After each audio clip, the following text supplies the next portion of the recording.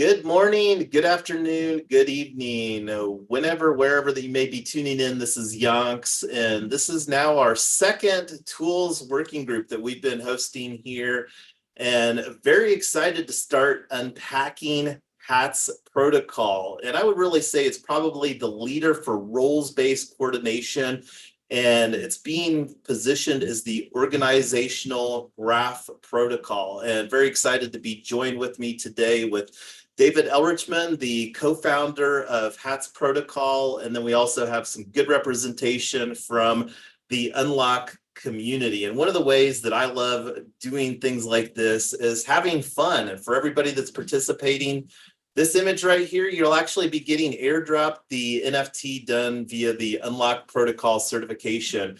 But anyway, would you like to do a real quick intro for us, David? Sure, everybody. Awesome to be here. One of the co-founders of Hats Protocol, along with Spencer Graham and Nick, and on behalf of Hatsprotocol Labs, which is a core contributor at Hats Protocol. Been doing various forms of decentralized organizing for the last 12 years.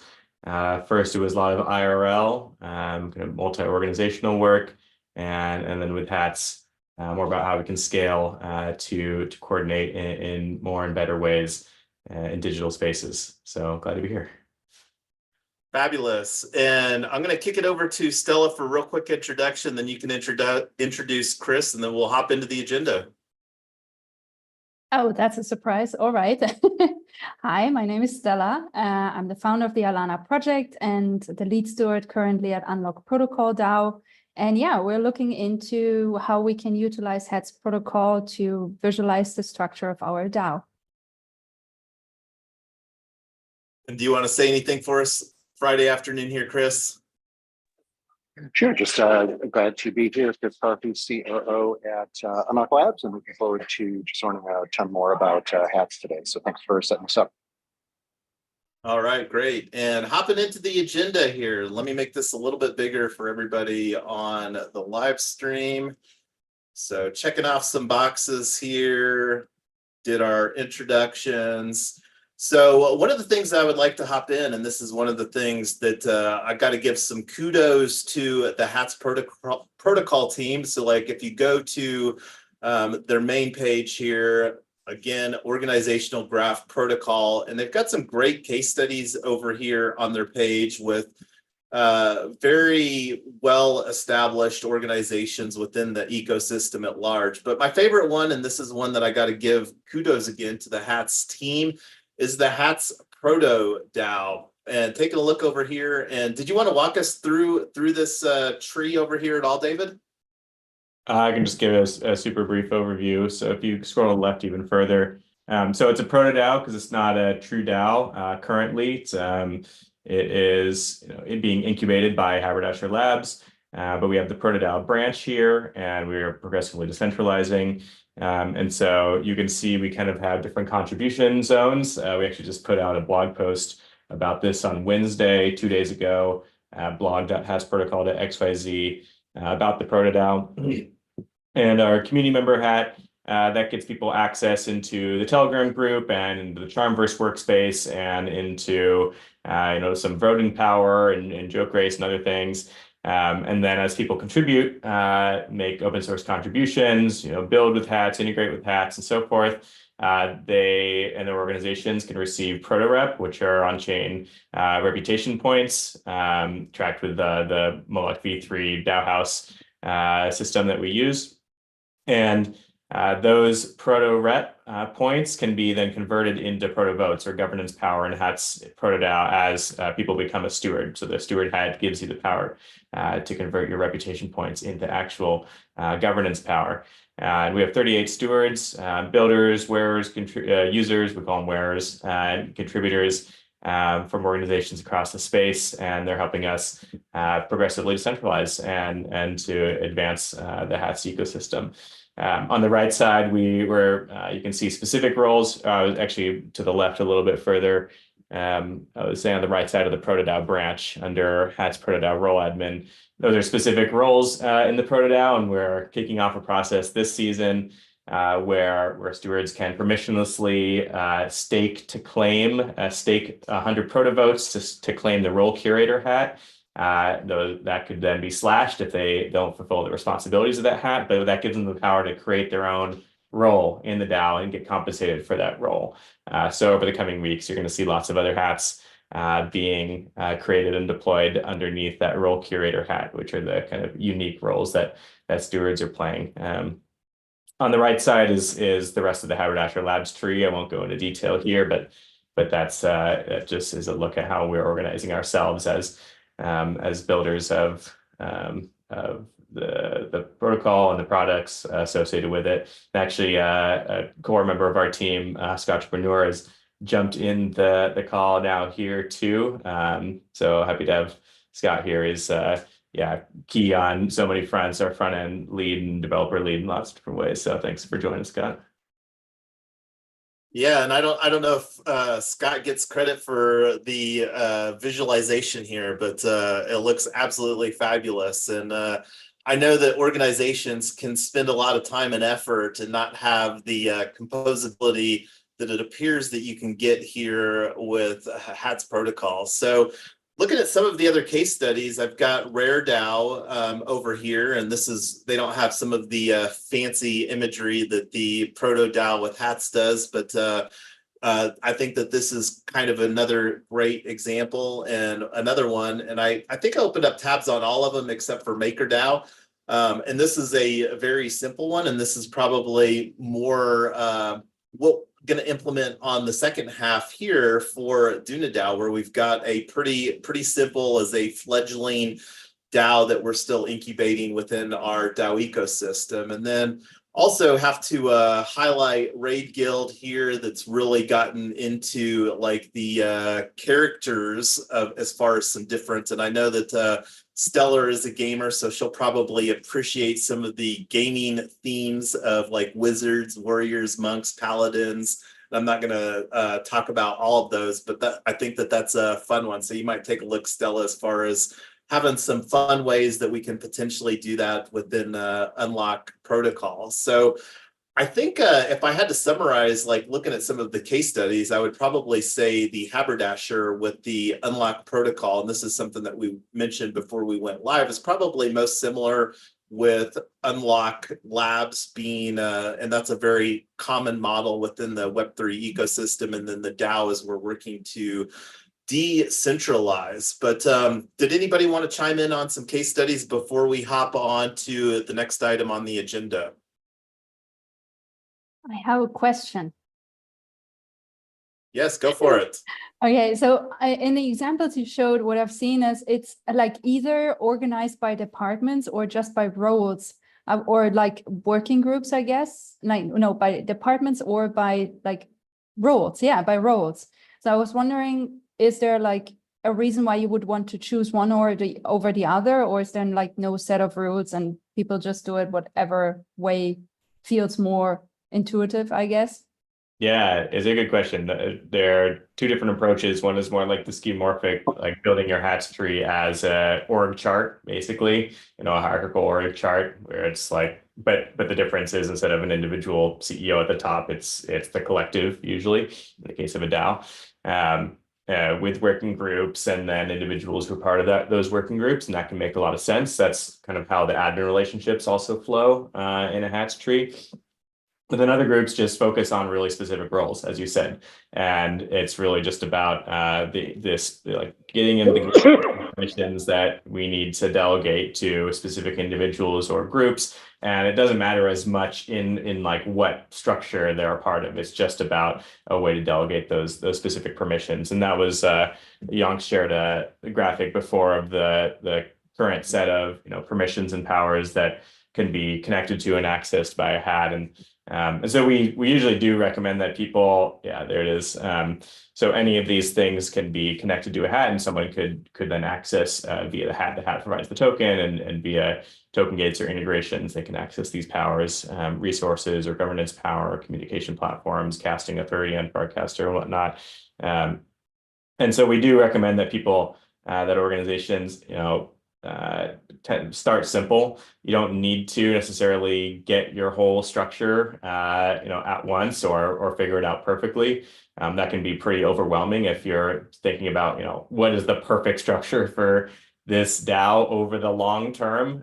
Instead, start with where are there really specific roles and permissions that it would be helpful to compile into a hat, or to be able to have the ability to delegate and revoke those powers, or to attach them to specific eligibility criteria. And now, and you create that, and then know that your hat's tree can always grow and expand and change over time.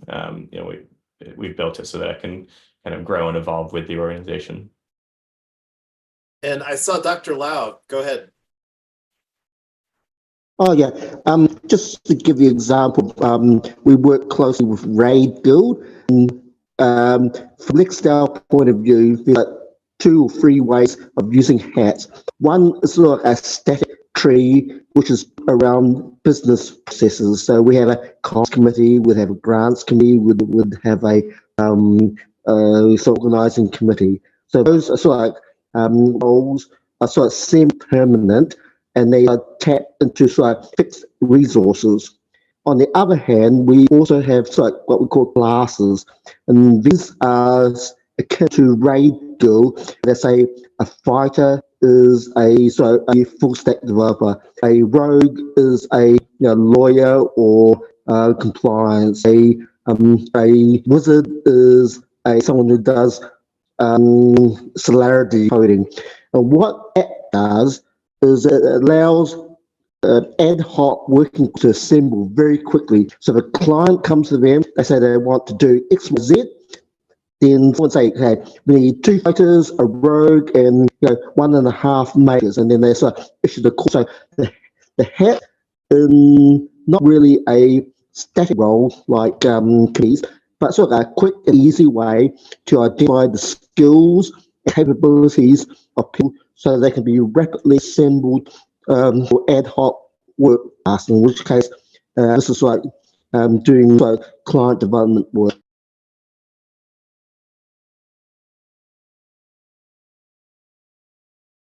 All right, thanks for the input there. And did anybody else want to chime in on the case studies? Don't see anybody else opening up their mic, so let me get back to our agenda here.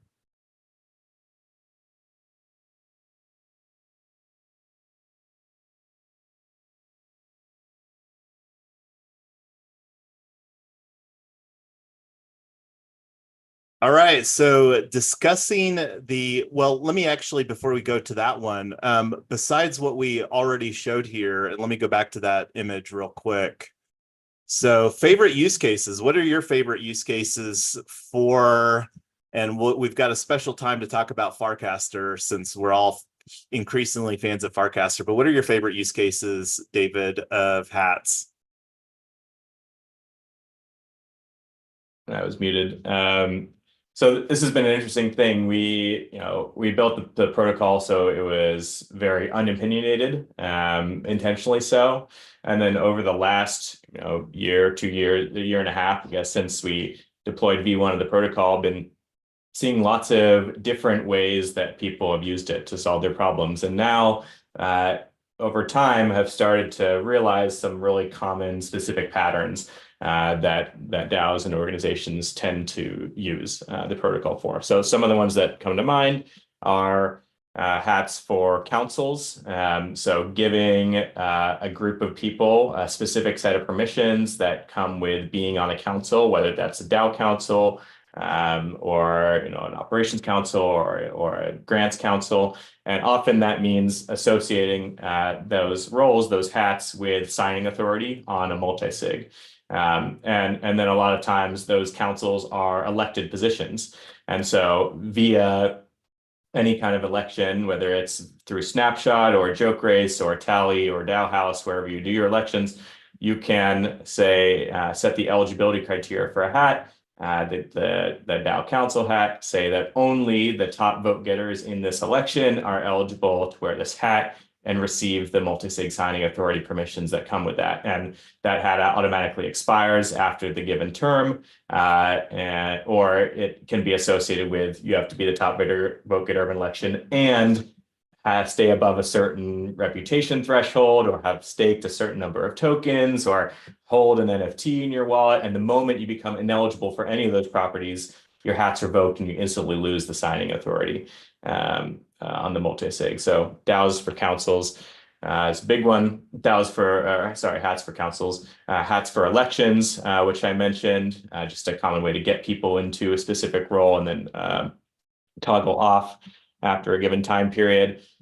Seeing more and more use cases around hats for grants committees and grants programs. So not only the powers associated with the grants committee who's making decisions and spending resources, their ability to post to Farcaster on behalf of the DAO about the grants committee, but also for grantees too, a way to track and hold grantees accountable. And you can, Raid Guild has been doing this to super fluid stream funds to the wearers of a given hat. And so that's a way that you could pay your grantees or send the resources to the grantees as long as they are fulfilling whatever criteria is necessary of the grantees. You could also say that you have to sign an on-chain agreement in order to claim or to receive the grantee hat, for example. And so that might even be a legal commitment or a commitment associated with the responsibilities of being a grantee. I put in the chat our link to join the hats community, and what's necessary there is to sign our code of conduct and community agreements in order to claim the community member hat, which then gives you the powers associated with that. A couple others I'll just roll through quickly. Role-based compensation, as I shared with Raid Guild. Kind of another one is like leveling up in a community. So ATX DAO has built a roles and reputation system using hats, where you can use the eligibility criteria around you have to have a certain number of tokens or a certain number of reputation points in a community, and as you accrue more and more of those reputation points, it makes you eligible for a hat that gives you a higher rank. Basically, you're leveling up and gives you more and more powers. Maybe you go from read access to comment access to write access, or things like that. So kind of like as people get more and more involved and go from the periphery into the core of a DAO, they level up and get more and more powers associated with that, and also get recognized for sort of the rank that they're holding. And then, as you mentioned, Farcaster account sharing and decentralized channel moderation. And Scott, if you're here, I'll let you talk more about those. And I think, Yonks, you said you wanted to spend some other time on the call digging into that. Scott's been working on that quite a lot. Yeah, no, if Scott wants to chime in, that would be fabulous.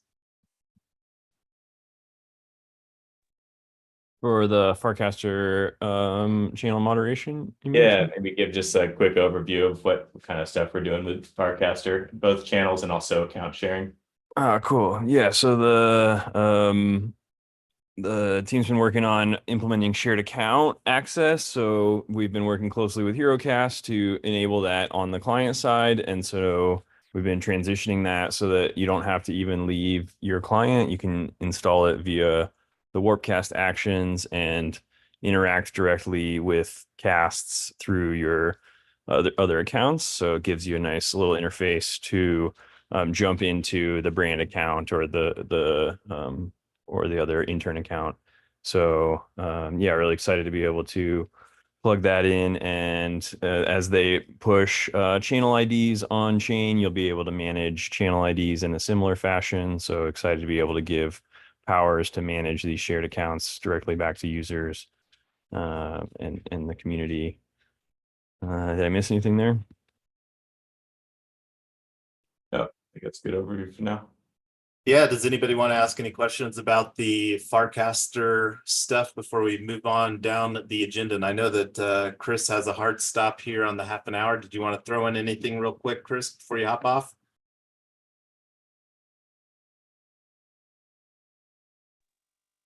No, this has been awesome. Thank you. And I'll definitely catch up on the rest of it on the replay as well. Thank you for setting this up, and thanks everybody for being here. Yeah, well, thanks for hopping on here. All right, cool.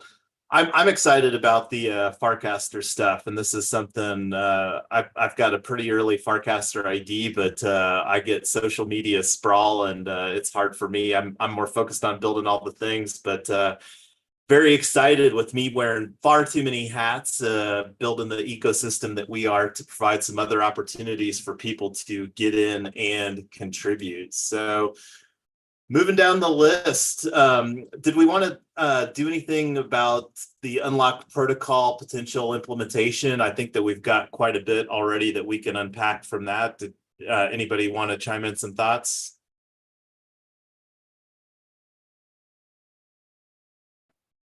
Sure, let's go. I love it. You're ready to hook it up already. I can tell, Stella. So LFG.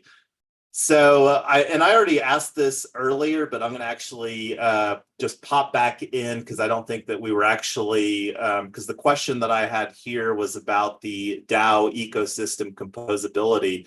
And I did have a tab open here as far as creating my first hat. And before I go to the linking trees later, one of the things that I just wanted to re-echo is that, and can you touch on the mutable versus the immutable flag? Is that a danger zone if you don't want to? And where would it be a best case to potentially make something immutable? Yeah, good question. Yeah, I mean, recommend people stop or start with mutable, of course. Once you go immutable, you can't go back. So that's the danger zone there, is when you make a hat immutable. It's immutable. It really is. And where we could see groups eventually making their hats immutable is where you want to have like total certainty that that the hat itself isn't going to change, that you want to specify only exactly one address at a time can wear this hat and hold this authority. Or we know for certainty that this hat, its eligibility criteria is set in stone. It is, you have to have X number of tokens or stake X number of tokens. Nobody can change that later. And so it's really as particular roles get codified, and it's really important to have that level of certainty, then you can make that hat immutable. And if you needed to in the future, you could always create a new hat to replace that role. But it just creates a lot more certainty. Whereas if a hat is mutable, then any admin, which is any hat that is directly linked higher in the hat's tree, can change its details. So it can change the description, the image, the number of wearers, add and emit new hats to new addresses, and change the eligibility criteria for the hat. And so that's where you have to be a little bit thoughtful about the structure of the tree because of those admin relationships. All right, well, I'm definitely not going to do anything immutable with what we're building right now because there's a lot of uncertainty. So we'll just stay with the mutable aspect. So this is one of the things that I'm pretty excited as far as in the DAO ecosystem that we're building here for DUNADAO is to implement the trees functionality where you can kind of get like sub DAOs is a very common thing, especially where you've got potentially sub DAOs with the working group and potentially having like a OpEx budget for that particular working group or organizational branch. So anyway, getting back to the agenda here. So talked about the DAO ecosystem composability. So this is where the rubber meets the road as far as setting up hats for DUNADAO.eth. So let me open up the window over here where I've got the, and this is actually, I'll bring this over real quick because this is where I set up the certification for today's working group, where I'm going to be doing the airdrop here after this for all of the participants that are on the working group today. So again, that's a way that I like having fun and doing things on chain. But going over here to Hatsprotocol, and I got as far, I think, last time on connecting a wallet with DUNADAO.eth. So would you say that that's probably a best practice, like when you have just a organization to just start with like the .eth hot wallet for that organization?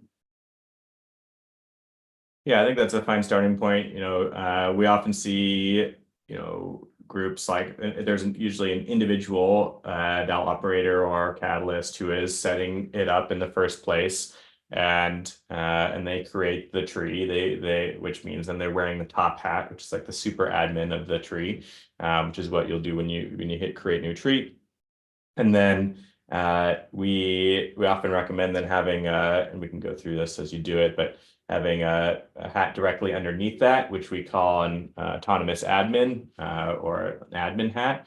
That ultimately is future-proofs the tree to be able to do kind of automated minting and revoking in the future. You can mint that particular hat to different contracts in the future that automate granting and revocation of hats.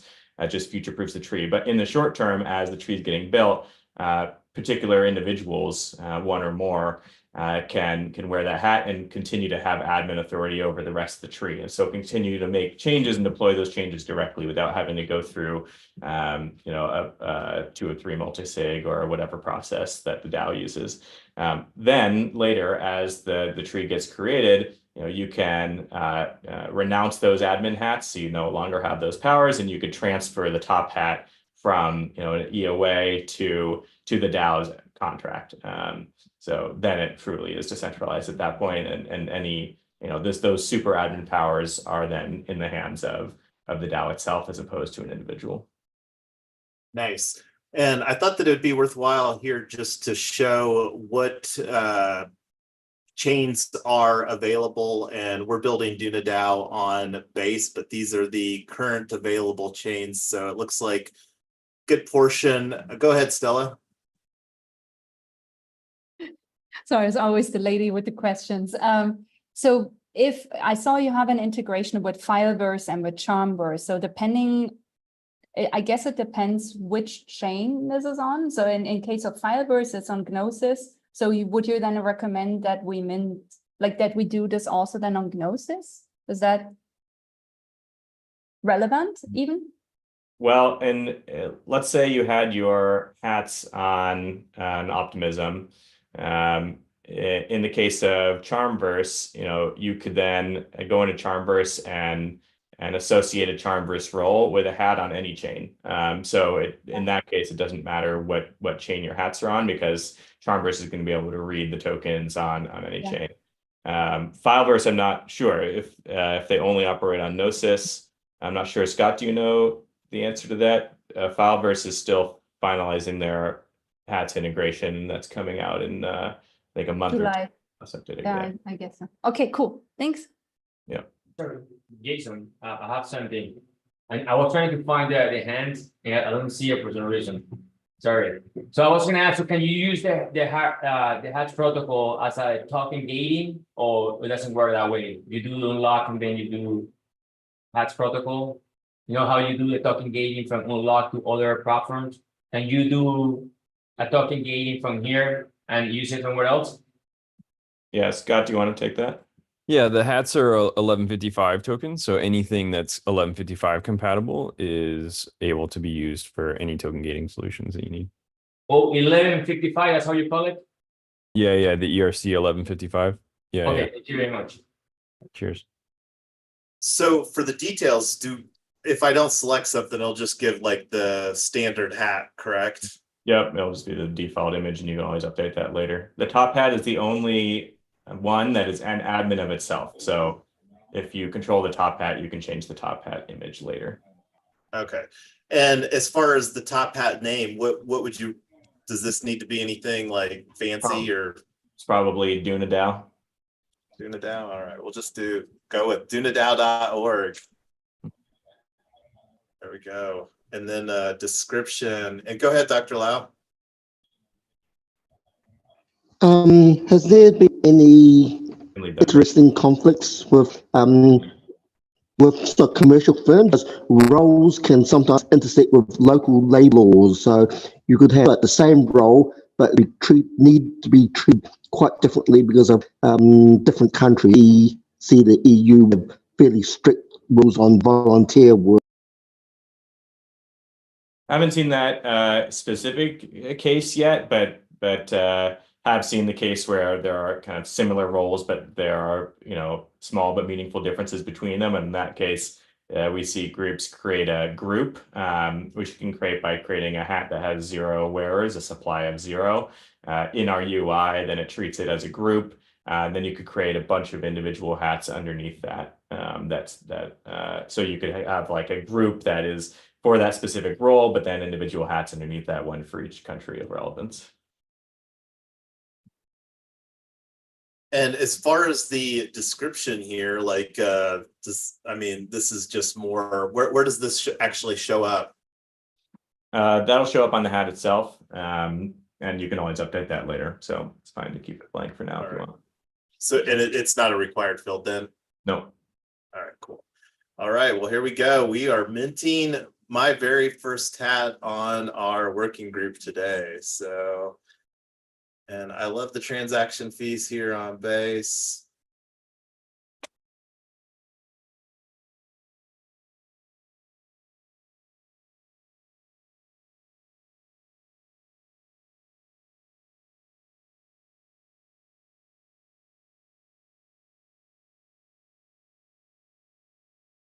Now, do people use like a logo for the project for the top hat sometimes? Yeah, I think that's a easy thing to fall back on. All right, so here now that the hat's created, now you can hit edit tree in the upper left. Okay, edit tree. And what's the 42, just out of curiosity? So this is now the 42nd tree, hats tree that's been created on Base. And so you can see kind of the unique base ID and then tree ID up there. And now each hat you create underneath is going to have its own unique ID. So the first hat you create is going to be 42.1. If you create another hat underneath that, that's 42.1.1. Those are actually encoded in the hat's token IDs themselves. And so, you're able to look at the ID of any particular hat and know exactly what tree it's a part of and where it's located in the tree. And that can be really useful for token gating and other things. Okay, and this may be like where the opportunity for composability with Unlock Protocol, because I don't know if I really want to create another NFT that represents the same functionality. So am I understanding that right? Like if I went through right now without the integration, because Unlock is done using ERC 721. So that would basically, if I did that, create two NFTs that would represent the same purpose, if I'm understanding. So the unlock would handle the subscription piece of it and like the payment piece of it. And then with somebody minting the unlock NFT, we can create a hook that basically automatically mints them the hat.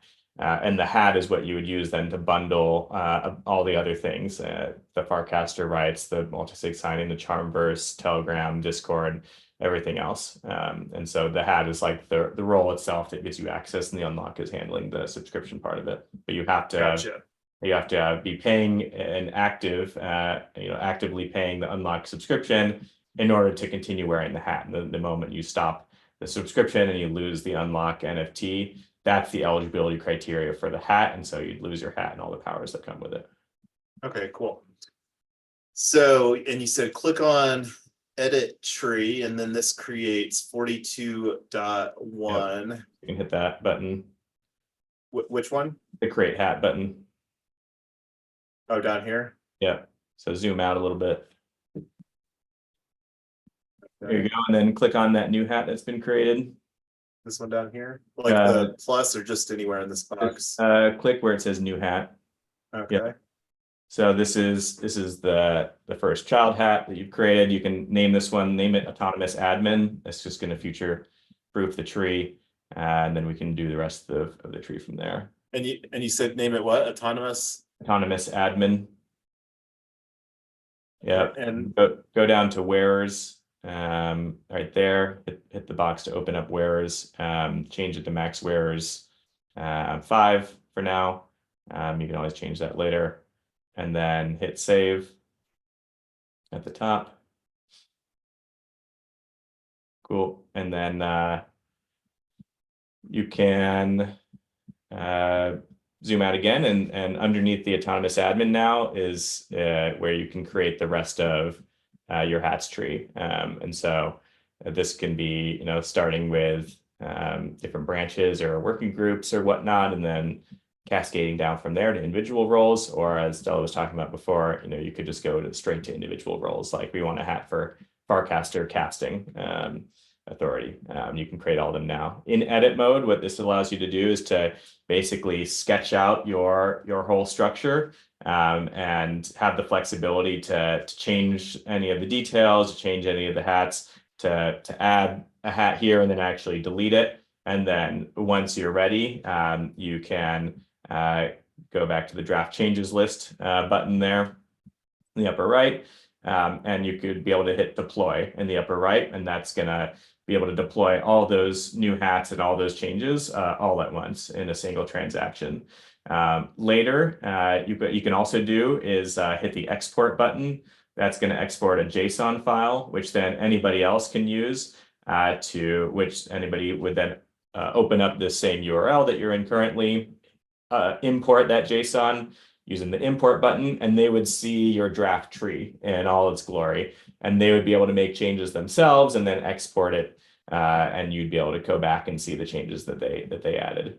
Last thing I'll point out here is at the bottom, transaction call data.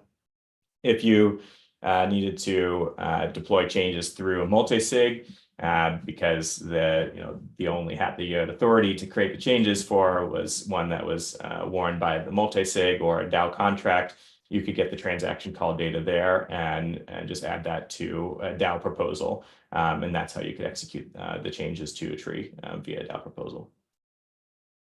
Awesome. Well, I'm quite okay with getting this amount of progress done. Does anybody want to ask some questions here now? Yeah, I do. So the deploy button, you can always like do changes or like a user made as many times you want, or only once? Sorry, so can you say that again? Like if you make a change in the hat and the child hat or anything like that, can you redeploy that again? Yep. You could deploy a new transaction that then changes the tree again. So Okay. if you hit deploy now, you could see it, and it'll create the autonomous admin hat. And then later, we could go back into edit mode. We could change the details of the autonomous admin hat, the name and everything else. We could create new hats underneath it and whatnot, and then deploy those if you wanted to. Okay, so I noticed that he paid like 0.1 cent or something like that, super cheap because it's paid, right? So every time it is a change, I would pay, right? Yeah, a little bit, whatever they all. A little bit. It's nothing, so it's good. Yeah, we've tried to be really careful with gas considerations. Fabulous. All right. Well, what other questions do we have? I don't know if I actually have any other agenda, and this is something that I'll do offline as far as going through and setting up the participation ladder within our DAO ecosystem here. Looking forward to getting in and playing around with this. Go ahead, Dr. Lau. Question for David. And let's start with some rather unusual use case that we might talk about it offline. But what happened was I was organising a hackathon a few weeks ago, but it's got some very specific traits in that we are trying to train up what we call dual class roles, so both a lawyer and a coder.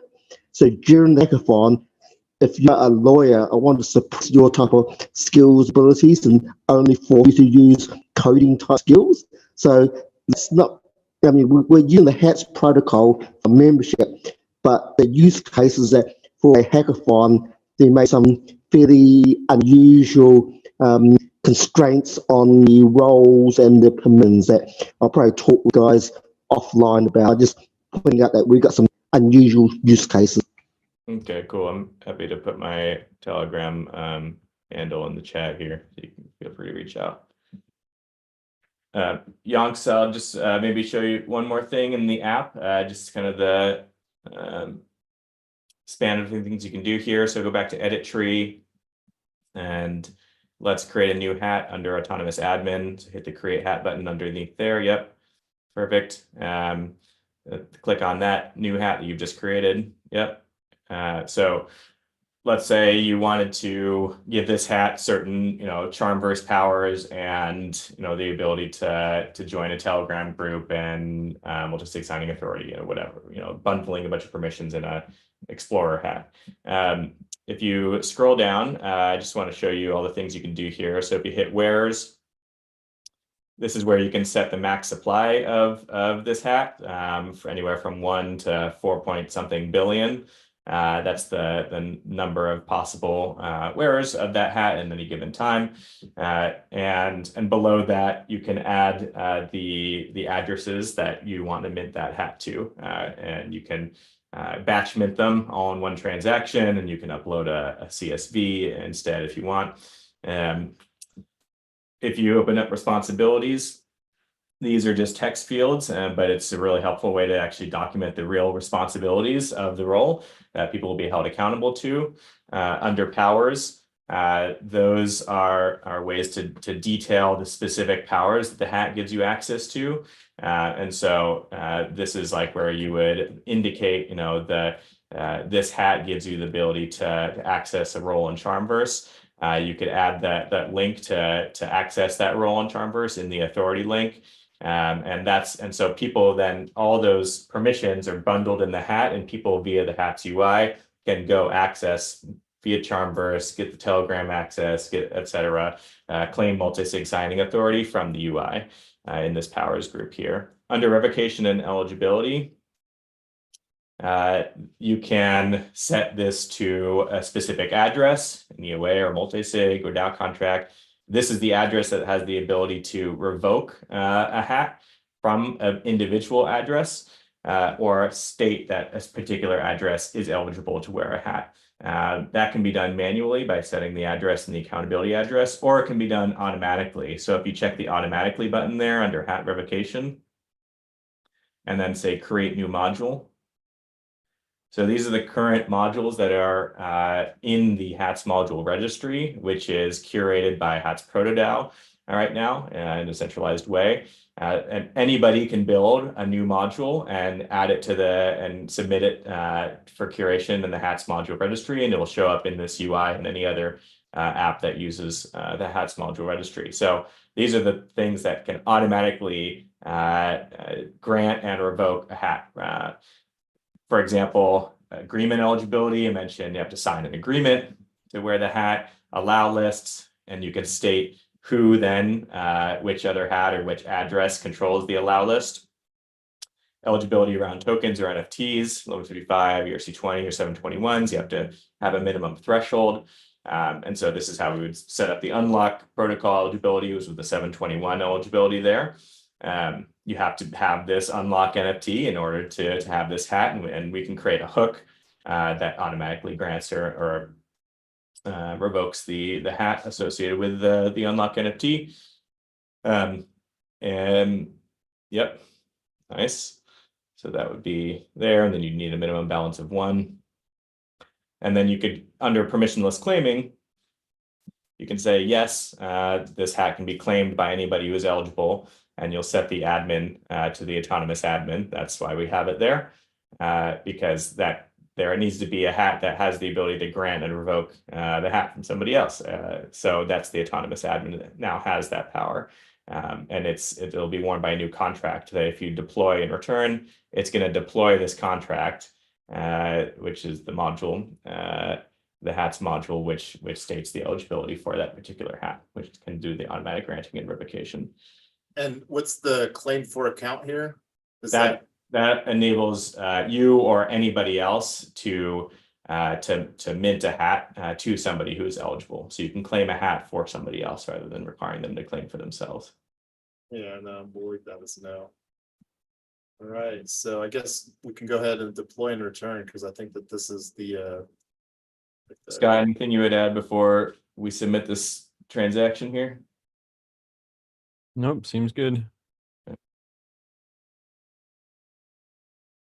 can't remember if I called it if I change the name from new hat or not, but And we I can can change that we can later. do that later. Yep. So you can hit save now at the top. So that ERC 721 eligibility module has been deployed.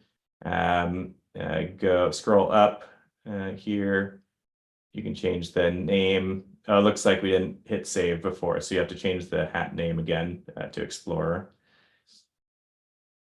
Oh yeah. Yeah. And you change the wearers and the number of wearers also, because it looks like that we didn't hit save there.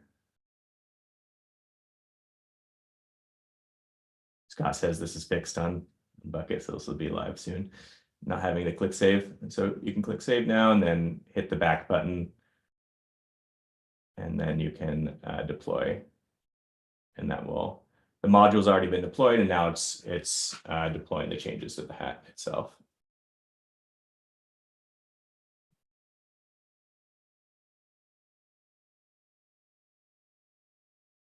Looks like it didn't get the Explorer, but I'll get It'll that fixed come. It's offline just here. indexing in the subgraph. I think it just takes a few seconds. And is this where the description would show up here? If you click on the hat, the description shows up when you click on the hat. So if you refresh, I bet it'll have shown up. It's just still indexing. Yeah, it takes a little while. Oh, cool. Yeah, so that's what I want to show. And then the last thing is underneath, we looked at revocation and eligibility. There's also another section for toggle or activation and deactivation. Same kind of thing. You can add modules to that. But instead of saying an individual address can or cannot wear this hat, that's saying the hat itself is basically turned on or off for all wearers. So, for example, if we have the authority to deactivate our Hats community member hat, I wouldn't have to revoke the hat from all 200 and something addresses. I could just toggle the hat off for a period of time. I could toggle it back on later, and all the permissions associated with that hat would toggle off, would be instantly deactivated for the period of time that the hat is off. Nice.